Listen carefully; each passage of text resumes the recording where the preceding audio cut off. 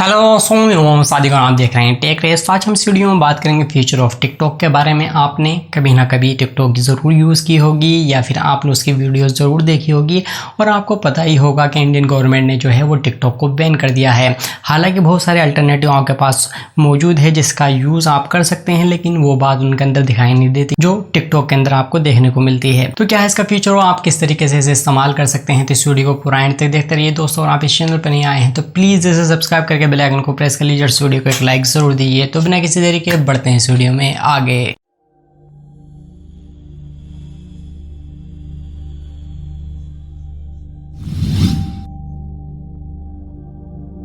दोस्तों टिकटॉक एक अलग चीज़ है जहां पर आपको हर 15 सेकंड के अंदर एक नई वीडियोस देखने को मिलती है। तो वहां पर आप 1 मिनट तक की वीडियो अपलोड कर सकते थे, लेकिन जैसा कि आपको पता ही होगा कि कुछ सिक्योरिटी इश्यूज की वजह से जो है वो टिकटॉक को बैन कर दिया गया है इंडिया में, और धीरे धीरे जो है और कंट्री भी इसे बैन करने पर लगी हुई है।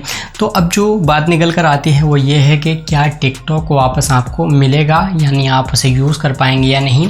तो इसके अलावा बहुत सारी चीज़ें ऐसी भी हैं जिसका यूज़ आप कर रहे होंगे जो टिकटॉक की तरह ही आपको फीचर प्रोवाइड करा रहे हैं, लेकिन जिसको लग गया है शौक टिकटॉक का वो भाई कुछ और तो यूज़ कर नहीं सकता। तो यही सारी चीज़ें थी जिसके अंदर आपको देखना था कि इसके अंदर क्या चीज़ देखने को मिलने वाली है। तो बहुत से लोग इंतज़ार कर रहे हैं कि आखिर इसका बैन जो है वो कब ख़त्म होगा, या फिर इसे हम कब देख पाएंगे, या फिर इसके ऊपर जो वीडियो अपलोड करने का जो सिलसिला उन्होंने जारी किया था वो कब तक शुरू होगा। तो बहुत सारे सवाल आपके हैं। तो इसके अंदर कुछ चीज़ें हैं जो अलग कर देती है इसको, जिसकी वजह से इसे बैन कर दिया गया था। एक तो इसकी सिक्योरिटी के रीज़न है, यानी इसका जो डाटा है जो आप यूज़ करते हैं वो दूसरी जगह पर ट्रांसफ़र हो सकता है या फिर कहीं मिस यूज़ हो सकता है। इसकी के लिए जो है उसे टिकटॉक को बैन कर दिया गया था। अब जो बात निकल कर आ रही है इसके फ्यूचर से रिलेटेड वो ये है कि 2 मेन कंपनियाँ हैं, यानी बहुत बड़ी बड़ी कंपनियाँ हैं। एक तो माइक्रोसॉफ्ट है और दूसरी है हमारी जियो की। तो यानी जियो जो है वो इसमें इन्वेस्ट करने के बारे में सोचे है, यानी इसे वो ख़रीद सकती है, या फिर माइक्रोसॉफ्ट के जो सीईओ है वो इसे परचेज़ करने के बारे में सोच रहे हैं। अब क्या चीज़ हो सकती है कि अगर वो इसे परचेज़ करते हैं तो फिर वो इसे प्रोवाइड कराएंगे, और जाहिर सी बात है कि जब उसे प्रोवाइड कराई जाएगी तो वो चीज़ वो किस वजह से बैन हुई थी उस चीज़ को उसे दूर करना पड़ेगा। अगर वो ऐसा करते हैं तो इसका जो फ्यूचर है वो दिखाई देता है कुछ कि आप आने वाले वक्त में इसे यूज़ कर सकते हैं। तो मुकेश अंबानी जो बात की है वो ये है कि वो इसे परचेज़ करने के बारे में सोच रहे हैं, यानी जो बहुत बड़ा अमाउंट होने वाला है जिसकी वजह से आपको टिकटॉक दोबारा से देखने को मिल सकती है और वो सारी चीज़ें आप दोबारा से यूज़ कर सकते हैं।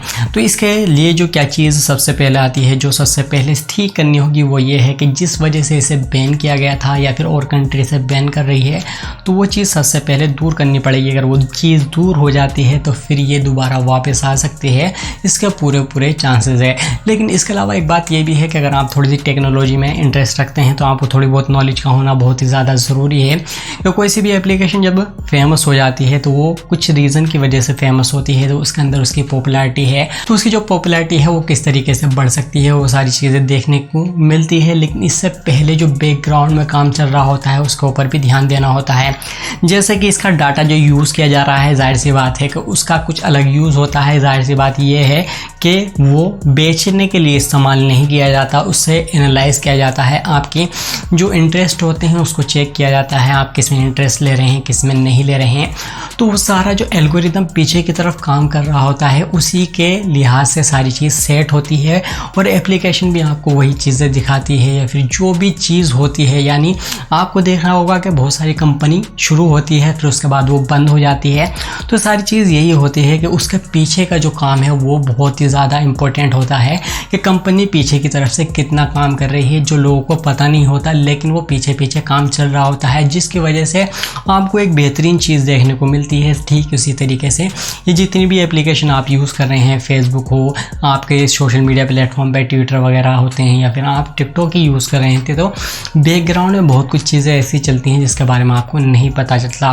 तो वो आपका डाटा भी होता है, उसे एनालाइज किया जाता है, उसे अगर कुछ चीज़ अच्छी होती है तो आगे भी ट्रांसफ़र कर दिया जाता है। क्योंकि जो एप्लीकेशन यूज़ करते हैं आप अपने मोबाइल में, इनका कोलैबोरेशन रहता है, ये एक दूसरे से डाटा एक्सचेंज करते हैं जिससे लोगों के इंटरेस्ट का पता लगाया जा सके कि उन्हें क्या क्या चीज़ पसंद आ रही है। जैसे कि आपकी सर्च हिस्ट्री है, या फिर आप जिस पेज पर जाते हैं वहाँ पर किस चीज़ पर क्लिक करते हैं, कुछ आप ज़्यादा इंटरेस्ट लेते हैं, किसी में कम लेते हैं, तो वो ही सारा डाटा जो है एनालाइज किया जाता है और उसी के बाद जो है वो आगे तैयारी करते हैं कि आपको किस तरह की चीज़ें दिखानी होती है।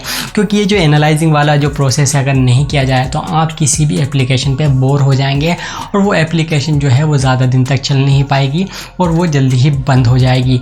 तो यही सारी चीज़ें होती हैं जो आपको समझना होता है और आपको समझ में ये भी आ गया होगा कि डाटा किस तरीके से इस्तेमाल किया जाता है और जो टिकटॉक है उसका क्या फ्यूचर है, कि आपको आने वाले वक्त में क्या क्या चीज़ें देखने को मिल सकती है। आई होप आपको ये वीडियो पसंद आई होगी। पसंद आई है तो प्लीज़ लाइक कीजिए, अपने दोस्तों के साथ शेयर कीजिए और आप इस चैनल पर नए आए हैं तो प्लीज़ इसे सब्सक्राइब करके बेल आइकन को प्रेस कर लीजिए और मैं मिलता हूँ आपसे अगली वीडियो में। Thank you.